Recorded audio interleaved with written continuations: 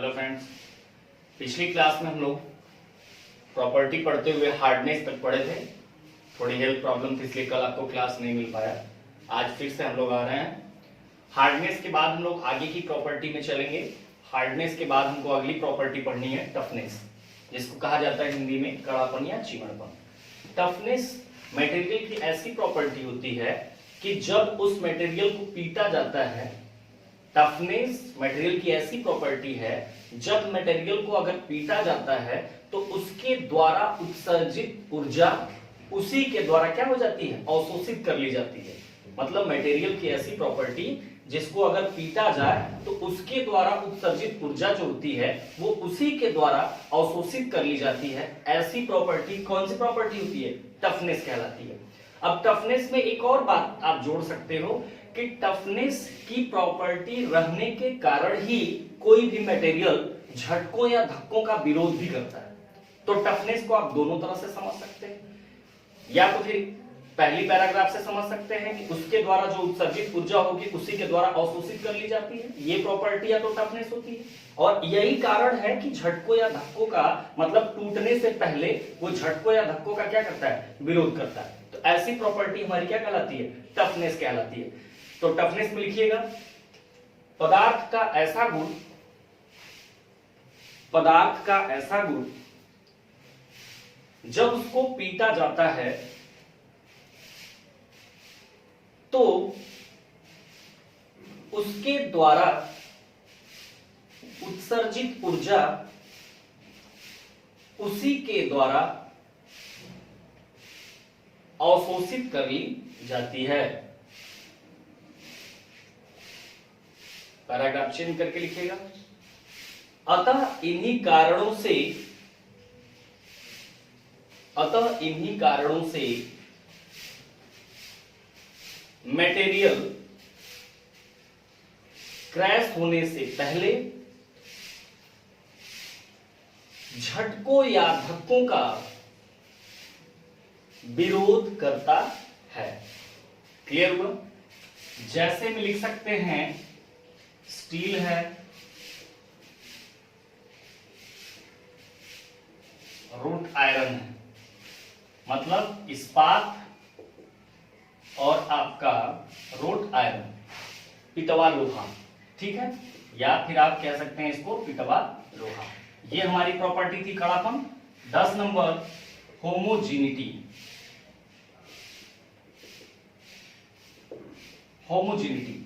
Homogeneity का हिंदी नाम थोड़ा सा टफ है, जिसको कहा जाता है समलैंगिकता। तो आप होमोजेनिटी ही जानेंगे क्योंकि आप जानते ही हैं ये आपके एग्जाम में आता नहीं होमोजेनिटी, लेकिन फिर भी आपको पढ़ा दिया जाता है क्योंकि जानकारी के लिए आगे जब आप जाते हो तो होमोजेनिटी आपको समझना पड़ता है। तो होमोजेनिटी को हम लोग समझेंगे कि होमोजेनिटी किसको कहते हैं। होमोजेनिटी जो होता है वो होता है कि जब किसी भी पदार्थ के लिए, जब किसी पदार्थ के प्रत्येक अनुप्रस्थ काट पर यदि पदार्थ की मात्रा अगर सर्वांगसम होती है, ठीक है, या बराबर होती है या समान होती है, तो ऐसी प्रॉपर्टी क्या कहलाती है? होमोजेनिटी कहलाती है। मतलब ये है कि जैसे हमने एक शब्द इसमें यूज किया अनुप्रस्थ काट। एक होता है अनुप्रस्थ काट, एक होता है अनुदैर्ध्य काट, जो आपको हमेशा आगे मिलता ही रहेगा। तो आपको समझना बहुत जरूरी है कि अनुप्रस्थ काट किसको कहते हैं और अनुदैर्ध्य काट किसको कहते हैं। मान लीजिए ये हमारा कोई सबस्टेंस है, कोई हमारा क्या है, पदार्थ है, तो ये पदार्थ की लंबाई यही होगी, ये पदार्थ की लंबाई होगी। अनुप्रस्थ काट क्या होता है कि ये जैसे मार्कर है तो इसकी लंबाई ये है। अनुप्रस्थ काट का मतलब होता है कि जब उसके लंबाई के लंबवत किसी चीज को क्रॉस करते हैं, जब उसके लंबाई के लंबवत काट लेते हैं तो उसको हम लोग कहते हैं अनुप्रस्थ काट। जब इसके लंबाई के समानांतर या फिर अनुदिश लेते हैं तो उसको हम लोग कहते हैं अनुदैर्ध्य काट। अनुप्रस्थ काट का मतलब समझ में आया? मतलब ये है कि इस पदार्थ का अगर अनुप्रस्थ काट देखें तो ये होगा, ये होगा, ये होगा, क्योंकि इसके लंबाई के लंबवत यही होगा।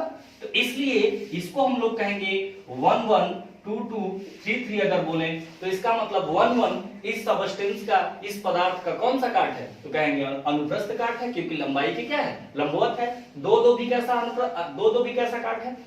अनुप्रस्थ काट है, 3 3 कैसा है, ये भी अनुप्रस्थ काट है। लेकिन अगर हम अनुदैर्ध्य काट की बात करें तो अनुदैर्ध्य काट का मतलब क्या हुआ, ये इसकी लंबाई थी, इसके ये हॉरिजॉन्टल समानांतर या अनुदिश काटे, ये हो गया, ये हो गया, तो यहाँ 1 1 और 2 2 कैसे काट है, कहेंगे अनुदैर्ध्य काट। क्लियर हुआ? तो ये छोटी छोटी बात भी हम आपको बताते चलेंगे जिससे कि आपको समझने में आसानी हो। अब फिलहाल यहाँ बात करते हैं होमोजेनिटी। हमने क्या कहा कि होमोजेनिटी में क्या होता है कि पदार्थ के प्रत्येक अनुप्रस्थ काट पर पदार्थ की मात्रा क्या होती है, समान होती है, होमोजेनिटी कहलाता है। जैसे आपने देखा होगा, आप कंक्रीट देखे होंगे, कंक्रीट, जैसे ये हमारा कंक्रीट है, क्या है भाई, ये कंक्रीट है। अब कंक्रीट का मतलब क्या है, जिसमें बालू, सीमेंट, गिट्टी, ये सब सारी चीजें मिक्स हो। अब हमने कहा कि कंक्रीट जो होता है, कंक्रीट में होमोजेनिटी की प्रॉपर्टी होती है। अब इसको समझिए, जैसे आप स्लैब, छत, घरों का जो छत होता है, जब उसको आप ढालते हैं, जब ढाला जाता है तो आप देखे होंगे हर जगह छत की मोटाई समान रखी जाती है।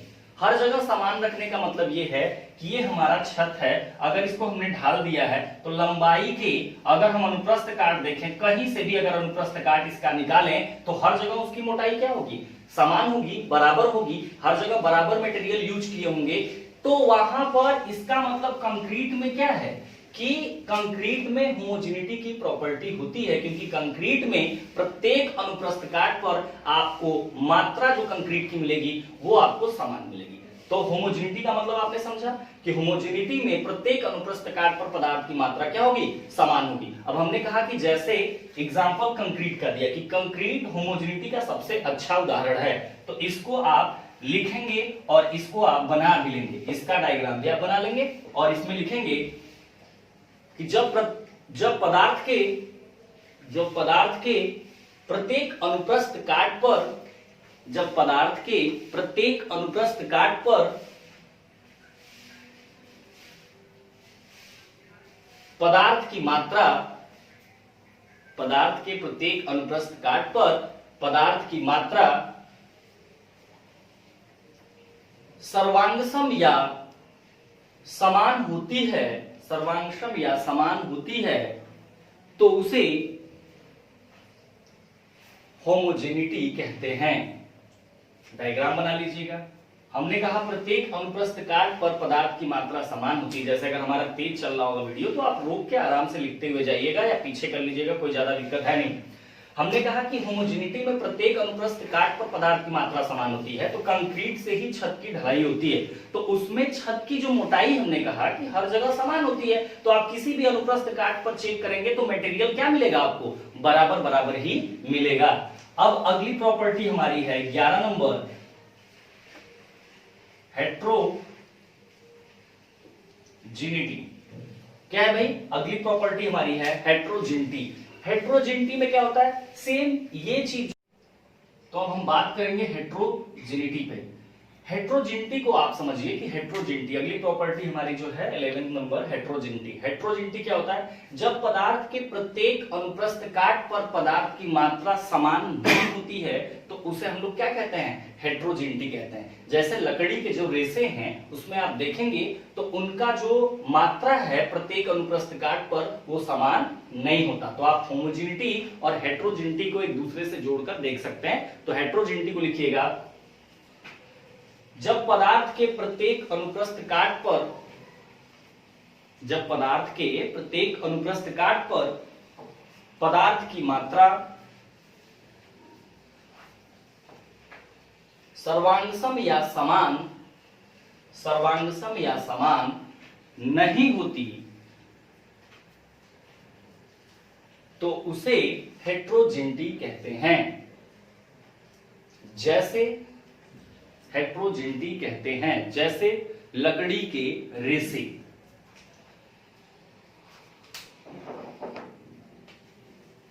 अगली प्रॉपर्टी में हम चलेंगे 12 नंबर, क्रीप, जिसको कहा जाता है हिंदी में सरकन। क्रीप क्या होता है इसको समझिए। क्रीप जो होता है, जब हाई टेम्परेचर में, हाई टेम्परेचर का मतलब कि जैसे बॉयलर का नाम अभी आप 3rd सेमेस्टर में आए हैं तो बॉयलर से ज्यादा परिचित आप नहीं होंगे। बॉयलर में क्या होता है कि लगभग बॉयलर क्या करता है, बॉयलर जल को, पानी को, वाटर को क्या करता है, हीट करता है। हीट करने के बाद, गर्म करने के बाद, खौलाने के बाद उससे भाप बनाया जाता है। ये बॉयलर का काम होता है, बॉयलर जिसको बोलते हैं। तो बॉयलर में अगर ये हमारा बॉयलर है, बॉयलर में हमको क्या करना है, पानी को गर्म करना है और गर्म करने के बाद इससे क्या बनाना है, भाप बनाना है। तो भाप बनाने के बाद, भाप का इस्तेमाल आप जानते हैं कि इससे हम लोग टरबाइन भी चला लेंगे, अभी आप पढ़ेंगे हाइड्रोलिक में, टरबाइन चला लेंगे, पंप चला लेंगे। उसके बाद साथ ही साथ आप बिजली का उत्पादन कर सकते हैं, तमाम सारी चीजें आप काम कर सकते हैं। तो फिलहाल हमने ये कहा क्रीप में कि क्रीप में जो होता है मैटर, ये होता है क्रीप का कि हाई टेम्परेचर। तो हाई टेम्परेचर का मतलब जहां हाई टेम्परेचर आता हो तो बॉयलर जो होता है इसमें बहुत ज्यादा टेम्परेचर होता है। 100 डिग्री सेंटीग्रेड पे जल उबलता है, जबकि बॉयलर में हम 3500 degree centigrade, 4000 degree centigrade, 5000 degree centigrade इतना टेम्परेचर रखते हैं। तो इतना टेम्परेचर का मतलब आप समझते हैं कि बहुत हाई टेम्परेचर हो गया। तो हमने क्या कहा कि क्रीप जो होता है, जब जहां पर हाई टेम्परेचर होता है तो हाई टेम्परेचर में जो पार्ट्स लगे होते हैं या जो सदस्य, मेंबर, अवयव लगे होते हैं, उनमें क्या आता है कि उनपे बल या प्रतिबल अगर आने लगता है तो धीरे धीरे उसमें डिफॉर्मेशन होने लगता है। डिफॉर्मेशन का मतलब हमने आपको बताया है कि डिफॉर्मेशन जो होता है, डिफॉर्मेशन का मतलब हिंदी में कहते हैं इसको विरूपण, और आप समझेंगे इसको क्या है, ये परिवर्तन है। समझ में आई बात? इसका मतलब ये है कि क्रीप जो होता है, क्रीप का मतलब होता है जहां पे हाई टेम्परेचर होता है, उस हाई टेम्परेचर के अंतर्गत जो हमारे पार्ट्स लगे होते हैं, जो मेंबर्स उसमें लगे होते हैं, जैसे यही बॉयलर है, इसमें तमाम सारे मेंबर्स हमारे लगे होते हैं। वो मेंबर का काम होता है किसी को जल ग्रहण करना, किसी को हीट करना, बाहर भेजना। तो वो जो हमारे मेंबर्स इसमें लगे होते हैं बॉयलर में, वो उस टेम्परेचर को सहन भी करते हैं। तो टेम्परेचर को सहन करने के साथ साथ उसमें बल और प्रतिबल भी आने लगता है, और जब बल प्रतिबल आने लगता है तो उसमें धीरे धीरे उन पार्ट्स में डिफॉर्मेशन होने लगता है। मतलब ये है कि उनके आकार, उनके साइज में क्या होता है, परिवर्तन होने लगता है। और यही परिवर्तन क्या होता है, धीरे धीरे परमानेंट डिफॉर्मेशन की तरफ चला जाता है। परमानेंट डिफॉर्मेशन मतलब स्थायी विरूपण, स्थायी परिवर्तन ले लेता है, जिसको हम लोग क्या कहते हैं, क्रीप कहते हैं। तो क्रीप का मतलब समझ में आया? क्रीप का मतलब सिंपल सी ये बात है कि जहां पर हाई टेम्परेचर होता है और हाई टेम्परेचर के अंतर्गत जो हमारे बहुत सारे पार्ट्स लगे होते हैं, बहुत सारे जो सदस्य उसमें लगे होते हैं काम करने के लिए, उस मशीन के अंदर जो सदस्य लगे हुए हैं वो उस टेम्परेचर को एब्जॉर्ब तो करते ही करते हैं, साथ ही साथ अगर उन पे बल और प्रतिबल आने लगता है तो उन पार्ट्स में धीरे धीरे विरूपण भी होने लगता है। और वह विरूपण एक परमानेंट विरूपण, मतलब कि स्थायी विरूपण को प्राप्त कर लेता है, जिसको हम लोग क्या कहते हैं, क्रीप कहते हैं। तो क्रीप लिख लीजिएगा। उच्च तापमानों पर लगातार बल या प्रतिबल सहते हुए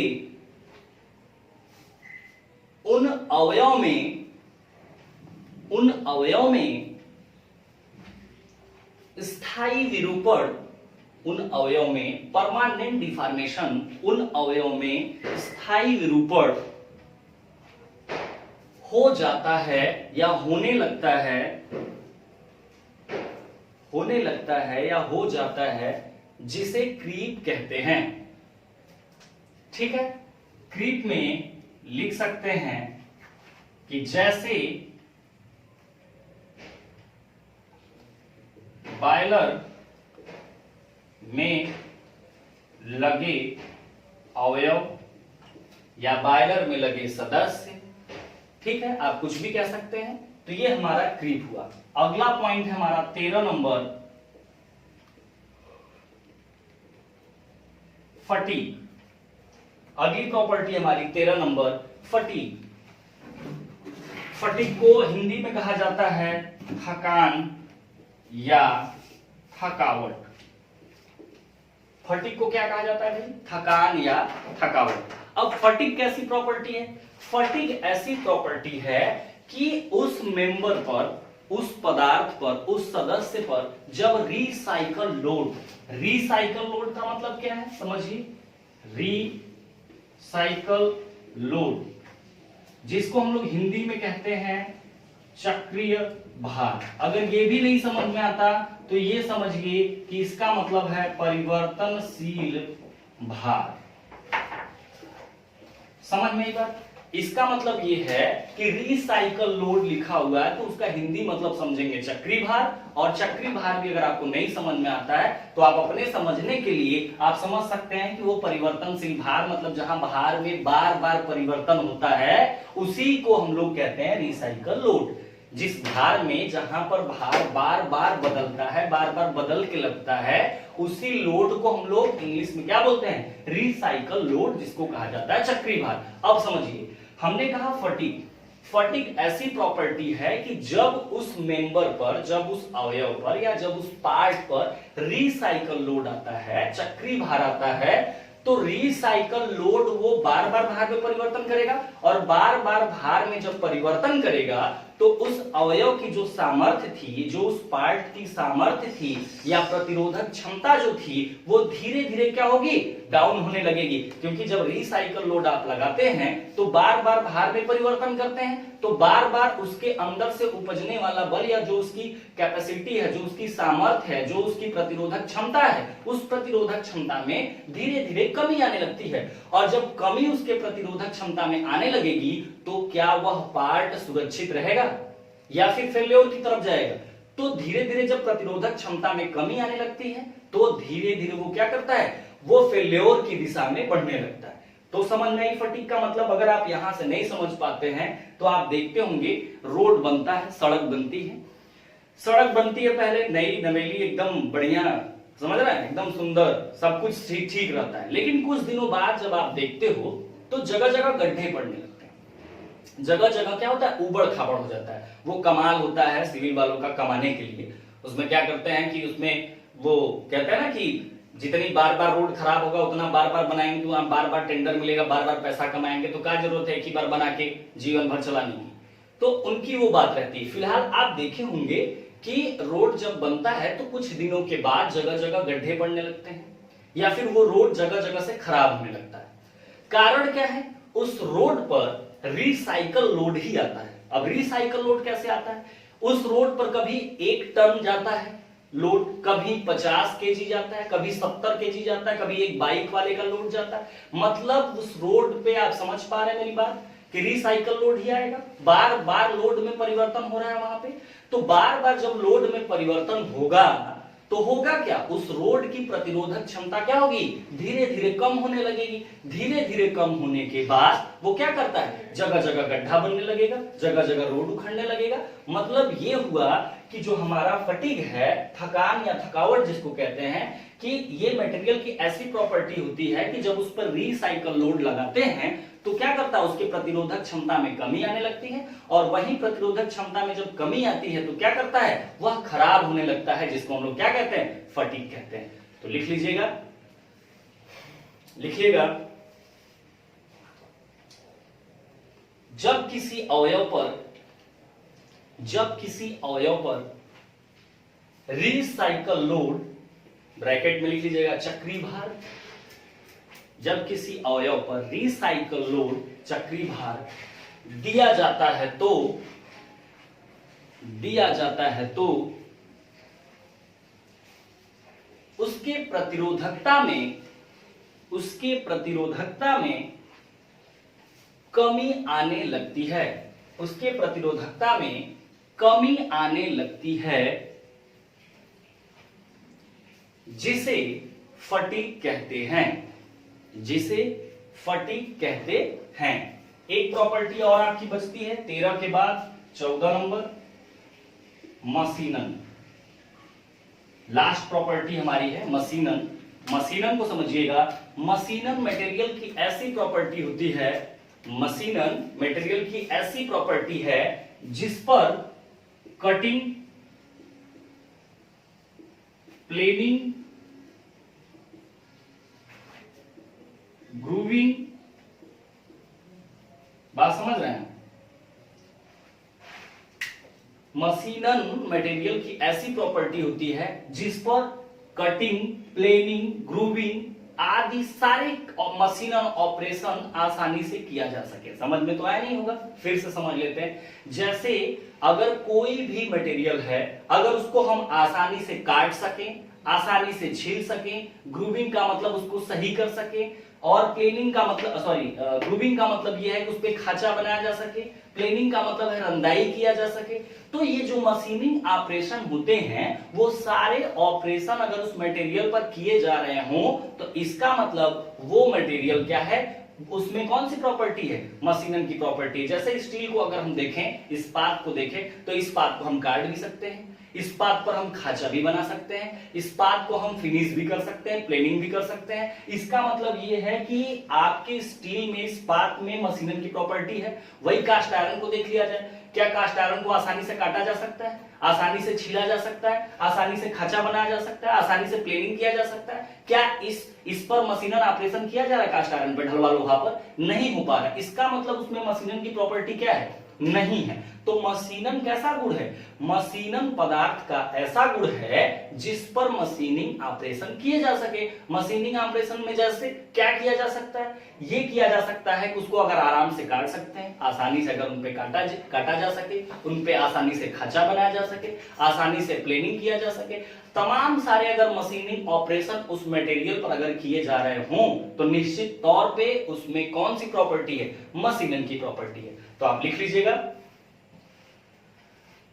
पदार्थ का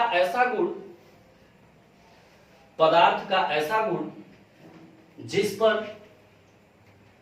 कटिंग, प्लेनिंग, ग्रूविंग आसानी से किया जा सके, तो ऐसे गुण को मशीनन कहते हैं। ठीक है, तो आज हम आपकी पूरी प्रॉपर्टी इंट्रोडक्शन में आपको पढ़ा चुके हैं। फिर हम लोग अब आगे वाले क्लास में हम लोग प्रॉपर्टी के बाद जो क्लास हम लोग का चलने वाला होगा, हम लोग उस पर बात करना शुरू करेंगे। तो इतना आप ध्यान रखिए कि प्रॉपर्टी क्लियर है। एक बार प्रॉपर्टी लिखिए, समझिए, वीडियो को आगे पीछे करके, जहां आपका छूटा हो, जहां आपको समझ ना हो, आगे पीछे कर लीजिए। नहीं समझ में आता है तो आप हमसे बात भी कर सकते हैं, ग्रुप में मैसेज डाल दीजिए, कौन सी प्रॉपर्टी नहीं समझ में आई है उसको फिर से बता दिया जाएगा। अब इसके मिलेंगे हम इस वीडियो में, आगे वाली वीडियो में जब भी हम मिलेंगे तो फिर हम इसके आगे का क्लास लेके आपको मिलेंगे। ठीक है, थैंक यू।